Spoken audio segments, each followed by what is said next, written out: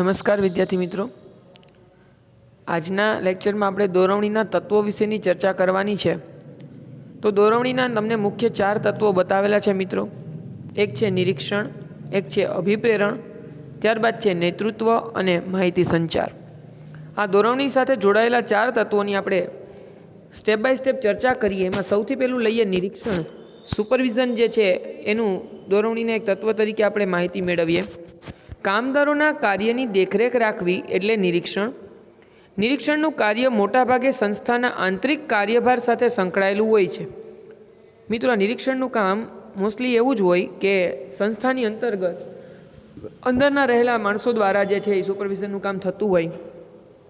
કારણ કે રોજબરોજનું જે સુપરવિઝનનું કામ છે એ જે તે વિભાગના સુપરવાઇઝર ઉપર જે છે એ હોય છે એનો કાર્યભાર. નિરીક્ષણનું કાર્ય સંચાલનની તળ સપાટીએ વધારે જોવા મળે છે. ભાઈ, નિરીક્ષણ જે છે, સુપરવિઝન છે, એ સૌથી વધારે ક્યાં કરવાનું હોય? તો કે જ્યાં મેન્યુફેક્ચરિંગ હોય ત્યાં, બરાબર છે, તળ સપાટીએ. કામદારો અને ફોરમેનના કાર્યનું નિરીક્ષણ કરવાનું કાર્ય જે કરે છે તેને નિરીક્ષક કહેવાય છે. નિરીક્ષક કામદારો અને ફોરમેનના કાર્ય અંગે જવાબદાર હોય છે. ભાઈ, કામદાર અને ફોરમેન જો કાંઈ ભૂલ કરશે તો રિસ્પોન્સિબલ છે એ કોણ છે? એ લોકો પોતે તો છે જ, પણ સુપરવાઇઝર જે છે એ વધારે રિસ્પોન્સિબલ છે, કારણ કે એની ઉપર જે વિભાગીય અધિકારી છે એણે સુપરવાઇઝરને જવાબદારી સોંપી છે બધું કામ વ્યવસ્થિત રીતે ચલાવવાની. તો એ રીતે એ સંચાલનની અંદર જે છે એ જવાબદાર બને છે. તે સંચાલનની મધ્ય સપાટી અને કામદારો વચ્ચે ચાવીરૂપ સ્થાન ધરાવે છે. આ સુપરવાઇઝર જે છે ભાઈ, નિરીક્ષક કામદારો અને ફોરમેનના જે કાર્ય છે એ માટે જવાબદાર છે એટલું જ નહીં, સંચાલનની જે મધ્ય સપાટી જે છે, જ્યાં વિભાગીય અધિકારીઓ છે અને જે તળ સપાટી જે છે એ બેયની વચ્ચે ચાવીરૂપ પોતે જે છે એ કામ બજાવે છે. સંચાલનની મધ્ય સપાટી અને કામદારોની વચ્ચે ચાવીરૂપ સ્થાન ધરાવે છે. નિરીક્ષણ એટલે તાબેદારોને સોંપવામાં આવેલા કાર્યોનું તેમને આપેલા સૂચનાઓ અને હુકમો અનુસાર અમલીકરણ યોગ્ય રીતે કરે છે કે નહીં તેની ખાતરી મેળવવી. ધંધાકીય એકમમાં ધ્યેયોને શ્રેષ્ઠ સિદ્ધિ માટે માનવીય અને ભૌતિક સાધનોનો મહત્તમ ઉપયોગ શક્ય બને તેની ખાતરી મેળવવી. ઓકે, એટલે સુપરવિઝનનું કામ પણ સાવ સરળ નથી મિત્રો. એની પણ ઘણી બધી જવાબદારીઓ છે જે આપણને અહીંયા સમજાવી છે. અર્થ જોઈએ. સરળ અર્થમાં કહીએ કે કામદારોના કાર્યની દેખરેખ રાખવી એટલે નિરીક્ષણ. કામદારો જે કામ કરી રહ્યા છે એ યોગ્ય રીતે થાય છે કે નહીં એ જોવું એ નિરીક્ષણનું કાર્ય છે. આર.સી. ડેવિસના જણાવ્યા મુજબ જોઈએ તો નિરીક્ષણ એ એવું કાર્ય છે કે જેના દ્વારા યોજના અને સૂચનાઓ મુજબ કાર્ય થઈ રહ્યું છે તેની ખાતરી મળે છે. ફરી પાછું કહું છું, નિરીક્ષણ એ એવું કાર્ય છે કે જેના દ્વારા યોજનાઓ અને સૂચનાઓ મુજબ કાર્ય થઈ રહ્યું છે કે નહીં તેની ખાતરી મળે છે. નિરીક્ષણનું સુપરવિઝનનું કામ થાય એટલે અગાઉ જે કંઈ છે ઇન્સ્ટ્રક્શન તો આપેલા જ છે, કઈ રીતે કામ કરવાનું છે એના સૂચનો તો આપેલા જ છે. નિરીક્ષકનું કાર્ય એટલું જ છે કે એ કામ યોગ્ય સૂચના આપવાની છે એ મુજબ થાય છે કે કેમ, બસ એટલી તપાસ કરવાનું કામ જે છે એનું છે મિત્રો. ઓકે, પણ એ પણ ખૂબ મહત્ત્વનું છે, કારણ કે ઘણીવાર જે છે એને વચ્ચે માર્ગદર્શનની જરૂર પડે. ક્યારેક કોઈએ ભૂલ કરી હોય તો એને કઈ રીતે શૂટ આઉટ કરવું, એની ભૂલને કઈ રીતે સુધારવી, બરાબર, એને પ્રેરણા પૂરી કઈ રીતે પાડવી વગેરે જેવું કામ પણ સુપરવાઇઝરને કરવું પડતું હોય છે. હવે આપણે નિરીક્ષકના કાર્યો જોઈએ કે જે સુપરવાઇઝર છે એને શું કરવાનું થાય. તો પહેલું તો જે છે એને શું છે, કાર્યનું આયોજન કરવું અને કાર્યમાં આવતા અવરોધોને દૂર કરવા. સુપરવાઇઝર પહેલાં તો શું કરે, પ્લાનિંગ કરે, બરાબર, કે જે આ કામ કરવાનું છે એ કઈ રીતે થશે, અને જો એની વચ્ચે કાંઈ બેરિયર્સ હોય, એની અંદર કાંઈ વિઘન આવતું હોય, સાદી ભાષામાં કહીએ તો એ જે છે એને દૂર કરવાનું કામ પણ કરશે. સેકન્ડ, કાર્ય સમયસર પૂર્ણ કરવા માટે જરૂરી માર્ગદર્શન અને દોરવણી આપવી. જે કાર્ય કામદારોને ફોરમેન પાસે કરાવવાનું છે એ ટાઈમસર પૂરું થઈ જાય એ માટે એને ગાઈડ કરવા અને દોરવણી આપવી, માર્ગદર્શિત કરવા અને દોરવણી આપવી જેવું કામ પણ સુપરવાઇઝરનું છે. જો સુપરવાઇઝરને કેટલું કરવું પડે છે મિત્રો, ખાલી એને દેખરેખ રાખવી અને જો ન કામ કરતા હોય તો એને જે છે એ સજા કરવી એટલું જ એનું કામ નથી ભાઈ. અહીં ઘણું બધું તમને સમજાવ્યું છે. થર્ડ વન શું છે, કર્મચારીઓના કાર્યની સતત દેખરેખ રાખવી જેથી સમય અને શ્રમનો બચાવ થઈ શકે. ભાઈ, કર્મચારીઓનું જે કામ કરે છે એના ઉપર નિયમિત અને જે છે કન્ટિન્યુ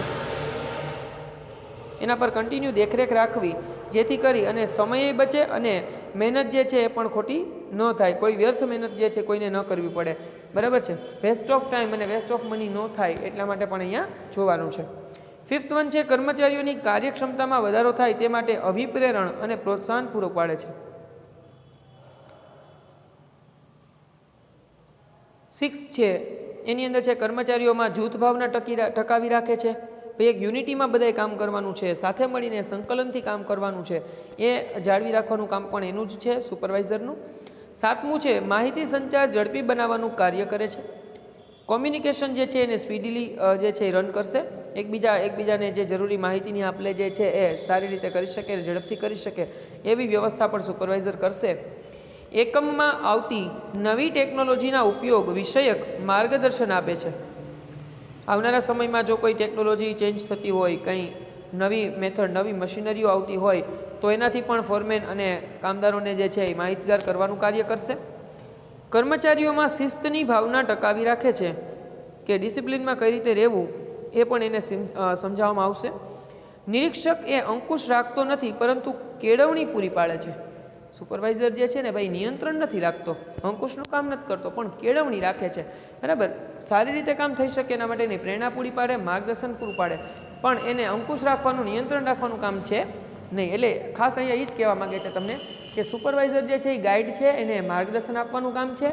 એ આપખુદશાહીની જેમ શરૂ કરી દે અને લોકોને ઉપર જે છે પોતાનો વોચ રાખી અને બિનજરૂરી રીતે એને ટોર્ચર કરવા માંડે, એવું પણ ન થવું જોઈએ, એવું સામેવાળાને ન લાગવું જોઈએ. ત્યારબાદ છે નિરીક્ષક કર્મચારીઓનો મિત્ર, દાર્શનિક અને માર્ગદર્શક છે. કર્મચારીઓનો, કામદારોનો એ શું છે? દાર્શનિક, માર્ગદર્શક છે ભાઈ, મિત્ર છે. બરાબર, પણ મેજોરિટી કેવું થતું હોય કે જો સુપરવાઇઝરને યોગ્ય રીતે જે છે એ કર્મચારીઓની સાથે સંબંધો એના ના હોય, અથવા તો કર્મચારીઓને પસંદ કરતા ના હોય, અથવા તો એનું બિહેવિયર જે છે એ યોગ્ય ન હોય, તો પ્રોબ્લેમ એવો ક્રિએટ થાય કે કર્મચારીઓ જે છે ને એક અણગમો થઈ જશે એના પ્રત્યે. બરાબર, તો આ રીતના નિરીક્ષણ જે છે આપણે જોયું મિત્રો, નિરીક્ષણનો અર્થ અને નિરીક્ષણના કાર્યો વિશેની ચર્ચા કરી. ત્યારબાદ હવે આપણે અભિપ્રેરણ વિશેની વાત કરીએ. મોટિવેશન શું છે, કઈ રીતના આપી શકાય? અભિપ્રેરણ એટલે વ્યક્તિની અંતર્ગત એક એવું તત્વ કે જે વ્યક્તિને કાર્ય કરવા માટે પ્રોત્સાહિત કરે છે. મોટિવેશનની આજે આપણે જોઈએ છીએ હજારોની સંખ્યામાં મોટિવેશન આપનારા લોકો સમાજમાં છે, અને એની સ્પીચ બધી છે આપણે આવે છે, એના મોટિવેશન વિડીયોઝ આપણે જે છે એ જોઈએ છીએ મિત્રો. મોટિવેશન એટલે બીજું કાંઈ નથી. હું તો એમ કહું છું કે ભાઈ તમારા મોટિવેટર તમે પોતે જ બનો. બીજા તમને પ્રેરણા આપે ને તમે આગળ શું વધો, તમે તમારી જાતને ઓળખો છો એનાથી વધારે કોઈ તમને ઓળખી શકતું નથી ભાઈ મિત્રો. આ એક બહુ કડવું સત્ય છે કે આપણી જાતને આપણે જેટલા ઓળખીએ છીએ એટલું અન્ય કોઈ આપણને ક્યારેય ઓળખી શકતું નથી મિત્રો. બરાબર, તમને અને મને પોતપોતાની કેપેસિટી ખબર જ હોય. આપણે ભલે સમાજની અંદર ગમે એવા ડીંગા હાંકતા હોઈએ, બરાબર, આજે વાત કરીએ ધારો કે ભાઈ ભણવાની વાત કરીએ તો ક્યાંક 5 મિત્રો ભેગા થયા હોય અને તમે જે છે એ તમારા વખાણ પોતે કરતા હોય, પણ તમે શું કરી શકો, તમને શું આવડે છે એની તમને તો ખબર જ છે કે નહીં ભાઈ. તો આમ જોવા જાવ તો તમે પોતે જ પોતાના મોટિવેશન માટે જે છે એ પર્યાપ્ત છો, તમારે કોઈના બીજાના મોટિવેશનની જરૂર નથી. તો અહીંયા હા, પણ છતાંય અમુક અંશે અમુક જગ્યાએ આ બધી વસ્તુ જે છે મોટિવેશન પ્રોવાઈડ કરવી જરૂરી પણ બને છે. કઈ રીતના થાય છે જોઈએ આપણે. કાર્ય કરવાની ઈચ્છા અને કાર્ય કરવાની ક્ષમતા બંને વચ્ચે અંતર છે. તમારું કેટલું કામ કરવાની તમારે ઈચ્છા છે અને તમે કેટલું કામ કરી શકો છો, એ બેયની વચ્ચે ડિફરન્સ છે. બરાબર છે, ડિસ્ટન્સ છે. કઈ રીતના જોઈએ આપણે. કર્મચારી પાસે કાર્ય કરાવવાની ઈચ્છા હોય પરંતુ કાર્ય કરવાની ક્ષમતા ન હોય તો સંચાલનનો ઉદ્દેશ્ય સિદ્ધ થઈ શકતો નથી. મેનેજમેન્ટને એમ હોય કે હું કર્મચારી પાસે આટલું કામ કરાવું, પણ એ કર્મચારીની એટલી ક્ષમતા જ નથી. તો તમારા પેરેન્ટ્સ એવું વિચારે કે હું મારા બાળકને ડૉક્ટર બનાવું, પણ એને ડૉક્ટર બનવાની એનામાં ક્ષમતા જ નથી. તો ઉત્પાદન પ્રક્રિયાની સાથે સંકળાયેલા બધા જ સાધનોમાં માનવી જ એક એવું સાધન છે કે જેને ઉત્પાદનમાં વધારો શક્ય બનાવે છે. ઉત્પાદનના ઘણા બધા સાધનો જે છે એ હોઈ શકે. આમ તો સામાન્ય રીતે જોઈએ તો જમીન, મૂડી, શ્રમ, નિયોજન 4 સાધનો આપણને સમજાવ્યા છે. ઉત્પાદનની પ્રક્રિયાની સાથે સંકળાયેલા બધા જ સાધનોમાંથી માનવી એકમાત્ર એવું સાધન છે કે જે ઉત્પાદનમાં વધારો શક્ય બનાવે છે, કે જે ઉત્પાદનને ઇન્ક્રીઝ કરી શકે. કારણ કે મશીનરીઓની કેપેસિટીને તમે વધારી ન શકો મિત્રો. બરાબર. એક મશીનરી આખા દિવસની અંદર જે છે એમ ગણો કે ભાઈ એક મશીન કન્ટિન્યુઅસલી જે છે એ 20 કલાક કામ કરી શકે એમ છે અને 20 કલાકમાં એટલું પ્રોડક્શન આપે છે, તો એ એટલું જ આપવાનું છે. એને એ મશીનમાં કંઈ ફેરફાર થવાનો નથી. પણ માણસ પાસેથી તમે જે છે એવી આશા રાખી શકો કે એમાં ઇન્ક્રીઝ થાય. માનવી એક જીવંત સાધન છે. તેમના વિશિષ્ટ શક્તિઓ અને કાર્યસૂઝ હોય છે, જેથી કાર્ય પ્રેરણા આપવી એ જરૂરી બને છે. અભિપ્રેરણ એ એક વિસ્તૃત ખ્યાલ છે. જ્યાં માનવીઓ કામ કરે છે ત્યાં અભિપ્રેરણનું કાર્ય જરૂરી બને છે.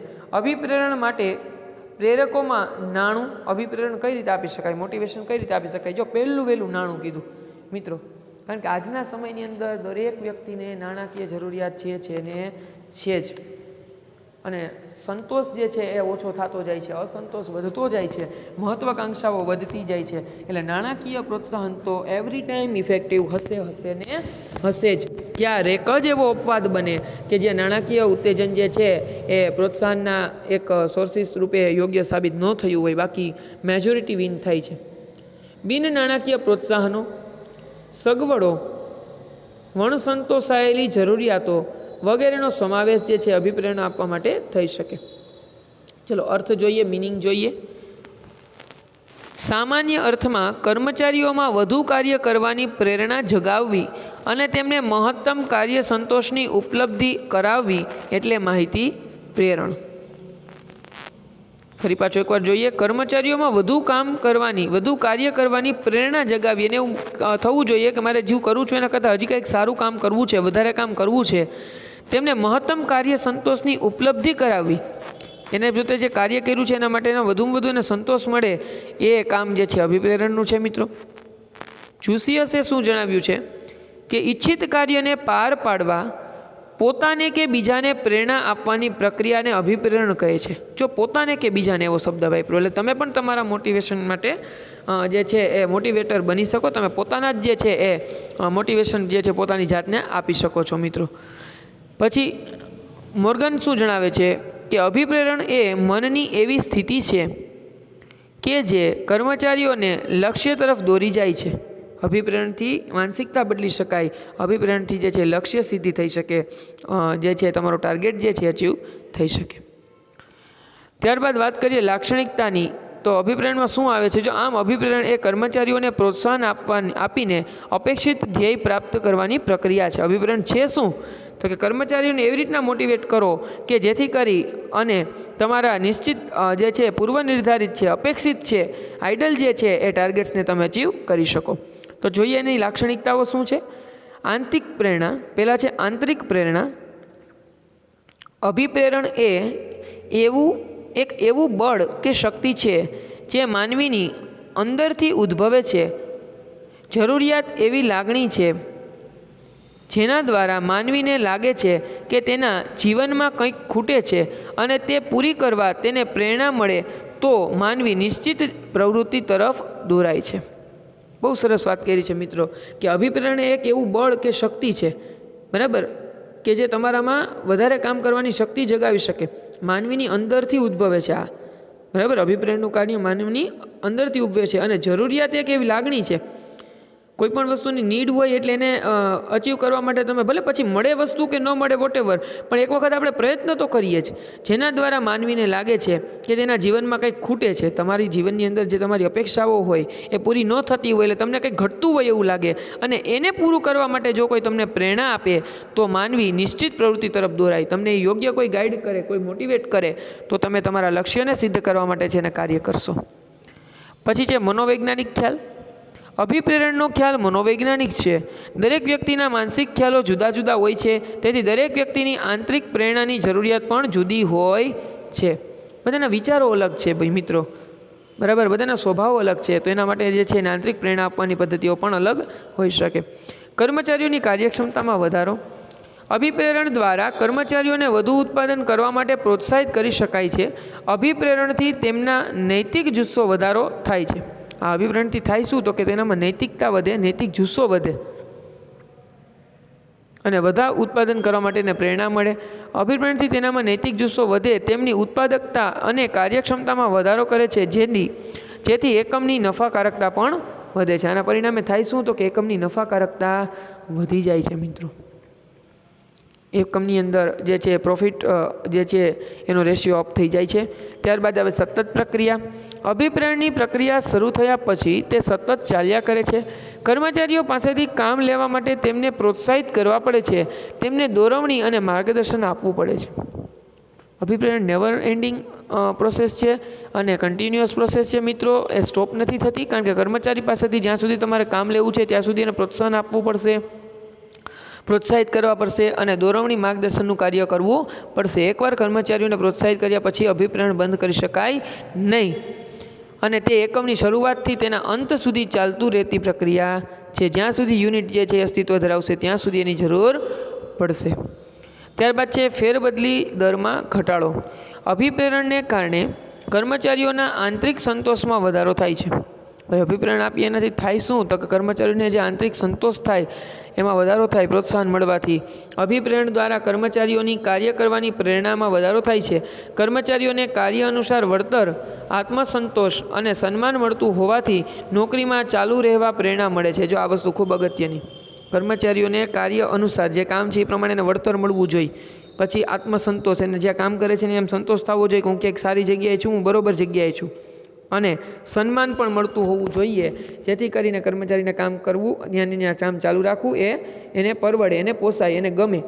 જેથી મજૂર ફેરબદલી દરમાં ઘટાડો થાય, જેથી કરીને તમારા યુનિટની અંદર વારંવાર જે છે કર્મચારીઓ જે છે ચેન્જ થાય નહીં. ત્યારબાદ છે ઉદ્દેશ્યોની પ્રાપ્તિ. અભિપ્રેરણ દ્વારા કર્મચારીઓને કાર્યક્ષમ રીતે કાર્ય કરવાની પ્રેરણા મળે છે, એટલે કર્મચારીઓના વ્યક્તિગત અને ધંધાકીય એકમના ઉદ્દેશ્યોની પ્રાપ્તિ થાય છે. કાર્યક્ષમ રીતે કામ કરવાની પ્રેરણા મળે. કામ તો દરેક કરે જ છે, પણ સારું, યોગ્ય અને ઝડપથી અને સહેલું કામ કેવી રીતના કરવું, સ્માર્ટ વર્ક કઈ રીતના કરવું એની પ્રેરણા મળે. એટલે કર્મચારીઓની વ્યક્તિગત અને ધંધાકીય એકમના ઉદ્દેશોની પ્રાપ્તિ થાય. કર્મચારીના હેતુ પણ પૂર્ણ થાય, સાથે સાથે કંપનીના, ફેક્ટરીના હેતુ પણ પૂર્ણ થાય. એકમને પણ ફાયદો થાય અને કર્મચારીને પણ ફાયદો થાય. ત્યારબાદ છે વિસ્તૃત ક્ષેત્ર. અભિપ્રેરણનો ખ્યાલ વિસ્તૃત અને સમૃદ્ધ છે. જરૂરિયાત, હેતુ, ઈચ્છા, લાગણી, ધ્યેય, પસંદગી, મનોબળ, આતુરતા, પ્રલોભન વગેરે શબ્દોનો સમાવેશ પ્રેરણા કે અભિપ્રેરણમાં થઈ જાય છે. ત્યારબાદ પરિવર્તનશીલ વ્યવસ્થાતંત્રને અનુરૂપ. આધુનિક સમયમાં ઉદ્યોગો અને વ્યવસ્થાતંત્રમાં ઝડપી પરિવર્તનો આવે છે.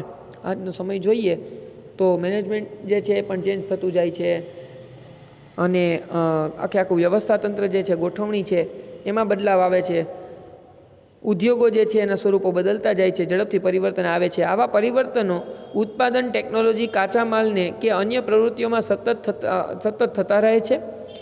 આવા પરિવર્તનોનો સ્વીકાર કર્મચારીઓ ઝડપથી કરવા તૈયાર ઝડપથી થતા નથી, પરંતુ અભિપ્રેરણ દ્વારા તેમને યોગ્ય સમજ આપી આવા પરિવર્તનો સહેલાઈથી સ્વીકારી શકાય છે અથવા સ્વીકારાવી શકાય છે. ઓકે, કારણ કે ચેન્જીસ આવે એટલે એક્સેપ્ટ કરવા બધા માટે અઘરા તો પડે જ મિત્રો, પણ અભિપ્રેરણ દ્વારા જે છે એ તમે એને એક્સેપ્ટ કરવા માટે પ્રેરિત કરી શકો. ત્યારબાદ છે સહયોગ પ્રાપ્ત કરવાનું સાધન. કર્મચારીને અભિપ્રેરણ આપવાથી તેને કાર્ય સંતોષ મળે છે. તમે કર્મચારીને અભિપ્રેરણ આપો એનાથી શું મળે? એને કાર્ય માટેનો સંતોષ મળે છે. પરિણામે તે ઉચ્ચ અધિકારીઓને સંપૂર્ણ સહયોગ આપે છે. એનાથી શું થાય તો કે કર્મચારીઓ જે ઉચ્ચ અધિકારીઓ હોય, બરાબર, એના ટોપ લેવલે બેઠેલા જે મેનેજમેન્ટના લેવલના માણસો છે એને સંપૂર્ણ સહયોગ આપે, એની સાથે સંકલિત રહી છે અને સહકારની ભાવનાથી જે છે આગળ વધે છે બંને સાથે રહીને. પછી હકારાત્મક અભિગમ. અભિપ્રેરણ કર્મચારીઓના હકારાત્મક અભિગમોને પ્રોત્સાહન આપે છે. અભિપ્રેરણથી શું થાય? કર્મચારીઓની જે પોઝિટિવ થિંકિંગ છે એને આ લોકો સપોર્ટ કરે. કર્મચારીઓની સમસ્યા જ્યારે હલ કરવામાં આવે છે ત્યારે કર્મચારી વ્યવસ્થા, તંત્ર અને સંસ્થા પ્રત્યે સન્માનની જે લાગણી છે એ અહીં ઉત્પન્ન થતી હોય છે મિત્રો. તો હકારાત્મક અભિગમના કારણે પણ કર્મચારી જે છે એને ફાયદો થાય છે અને પેઢીને પણ થાય છે. અને કર્મચારી જે કામ કરે છે એને મેનેજમેન્ટ લેવલને, વ્યવસ્થા તંત્ર જે આખું ગોઠવાયેલું છે એને, અને સંસ્થામાં જે કામ કરે છે સંસ્થા પ્રત્યે એને સન્માનની લાગણી ઉદ્ભવે છે. ઓકે, તો આ રીતે સન્માનની લાગણી અનુભવે છે. પોતે સંસ્થાનો એક ભાગ છે તેમ સમજીને કાર્ય કરે છે. ભાઈ, પોતે સંસ્થાનો જ એક ભાગ છે એમ સમજી અને પોતે કાર્ય કરે છે. આવી કાર્યશૈલીથી કર્મચારીઓનો અને એકમનો વિકાસ શક્ય બને છે. ભાઈ બધા એક થઈને રહે. મેં તમને ત્યારે કીધું હતું કે ભાઈ આ મારું છે ને તારું છે એવું નહીં, આ અમારું છે એમ ગણીને બધા કામ કરે. એનું પોતાનું છે, પોતે ત્યાં નોકરી કરે છે, કામ કરે છે, કર્મચારી છે એવું નહીં, પોતાની પેઢી છે, પોતાનું છે એવું સમજીને કામ કરે, એવું વાતાવરણ ઊભું કરવું જોઈએ, જે હકારાત્મક અભિગમનું પરિણામ છે. સંચાલનનું એક કાર્ય. અભિપ્રેરણ એ સંચાલનનું એક મહત્ત્વનું કાર્ય કે અંગ ગણી શકાય. સંચાલકો એ ભૌતિક સાધનો પાસેથી નહીં પરંતુ જીવંત કર્મચારીઓ પાસેથી કામ લેવાનું હોય છે. તેથી જ તેમને અભિપ્રેરણ આપવું એક મહત્ત્વનું કાર્ય બની જાય છે. ભાઈ માણસો મશીનરી જ નથી, બરાબર, કે જે તમે એને કોઈ પણ રીતે રાખો કામ કરશે. એ એક સામાજિક પ્રાણી છે, એટલે જીવિત વ્યક્તિ પાસેથી તમારે કામ લેવાનું છે. એટલા માટે એને પ્રોત્સાહન આપવું, અભિપ્રેરણ આપવું ખૂબ જ જરૂરી છે. તો જ પેઢી જે છે એ પોતાના હેતુઓ, પોતાના ધ્યેયોને સિદ્ધ સમયસર અને સારી રીતે કરી શકે. ઓકે મિત્રો, તો આ હતું નિરીક્ષણ અને અભિપ્રેરણ. ત્યાર પછીના જે છે એ ટોપિક્સને આપણે નેક્સ્ટ લેક્ચરની અંદર ચર્ચામાં લઈશું. આપણે જ્યાં સુધી ભણ્યા છીએ ત્યાં સુધીનું એકવાર રીડ કરજો. સ્વાધ્યાયની અંદર પ્રશ્ન જવાબ જે છે એ લખવાનું શરૂ રાખજો. ફેરબુકની અંદર સ્વાધ્યાયના પ્રશ્નો જે છે એ લખતું જવાનું છે. જ્યારે હું તમને ચેક કરવા માટે અહીંયા બોલાવવામાં આવે ત્યારે તમારે સ્કૂલે આવી અને મને એ સબમિટ કરાવવાનું થશે. એટલે હોમવર્ક જે છે એ કોન્સ્ટન્ટલી શરૂ રાખજો, ધીમે ધીમે કરતા રહેજો, પાકું કરજો. હવે પછીનો પોર્શન જે છે એ નેક્સ્ટ લેક્ચરની અંદર આપણે કન્ટિન્યુ કરીશું.